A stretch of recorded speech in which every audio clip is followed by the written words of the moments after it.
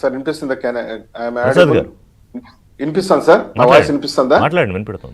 అదే అదే నిన్న తిరుమల క్షేత్రం పైన విమానం ఫ్లై అవడం అనేది ఆల్రెడీ ప్రభుత్వం వారు టీటీడీ పాలక మండలి సభ్యులు కూడా కొందరు మినిస్ట్రీ ఆఫ్ సివిల్ ఏవియేషన్ కి లెటర్ రాయడం జరుగుతుంది. ఇది ఒక పరిశీలనలో ఉంది. త్వరలోనే దానికి సంబంధించి మనకు పాజిటివ్ రిప్లై కూడా వస్తుంది. నో ఫ్లై జోన్ గా డిక్లేర్ చేయాలి. డిక్లేర్ చేయాలా? నో ఫ్లై జోన్ డిక్లేర్ చేస్తారు కూడా. ఎందుకంటే కేంద్ర రాష్ట్ర ప్రభుత్వాలు రెండూ కూడా అత్యంత టాప్ ప్రియారిటీస్ ఉంది. ఇకపోతే తిరుమల క్షేత్రంలో జరుగుతున్నటువంటి విష ప్రచారం ఇవంతా కూడా విల్ఫుల్ ఇంటెన్షన్ తో జరుగుతుంది. నేను ఈ చర్చ ద్వారా ఒకటే చెప్తున్నాను, అఖిలాండ కోటి బ్రహ్మాండ నాయకుడితో చెలగాటం ఆడుకున్న వాళ్ళు ఎవరూ బాగుపడినటువంటి దాఖలాలు లేవు. మీరు రాజకీయాలు చేయాలంటే లేకుంటే ఇంకోటి చేయాలంటే చాలా వేదికలు ఉన్నాయి.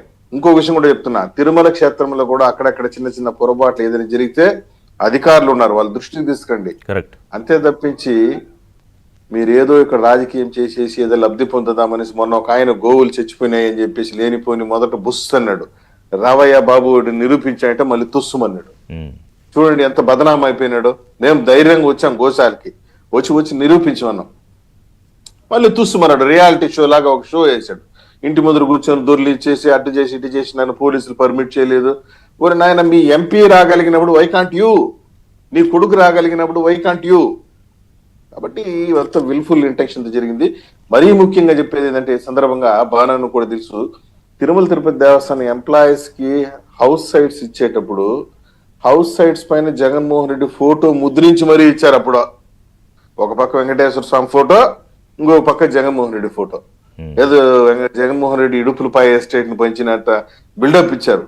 ఈ ప్రభుత్వంలో ఆ విధంగా జరగటం లేదు. తిరుమల క్షేత్రంలో కొండపైన ఉన్నటువంటి గెస్ట్ హౌస్లు కూడా దాతలు ఎవరైతే ఇచ్చిన గెస్ట్ హౌస్లు ఉన్నాయో, ఇంతకుముందు అయితే వాళ్ళ పేర్లు ఉన్నాయి.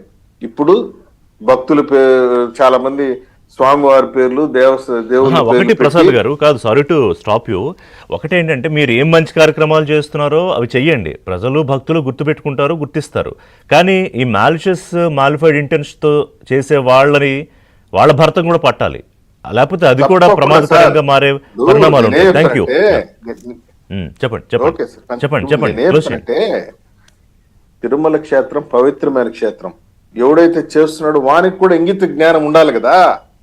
మేము స్ట్రింజెంట్ యాక్షన్స్ తీసుకుంటున్నాం. మీరు వచ్చేది దేనికి? స్వామివారి దండం పెట్టుకుని పవిత్రంగా ఉండాలని వస్తున్నారు సార్. కానీ ఆ ఇంటెన్షన్ ఉంటే మన చర్చ ఎందుకు? మనం టైటిల్ అదే పెట్టాం, ఇదేం శాడిజం? ఆ శాడిజం వల్లే కదా ఈ ఇబ్బందులన్నీ. రైట్. నేను ఈ చర్చ ద్వారా విజ్ఞప్తి చేసేది అదే, మీరు వెంకటేశ్వర స్వామితో చెలగాట మాడితే అధఃపాతాలని పడక తప్పదు. అదొకే, బట్ ఈ లోపు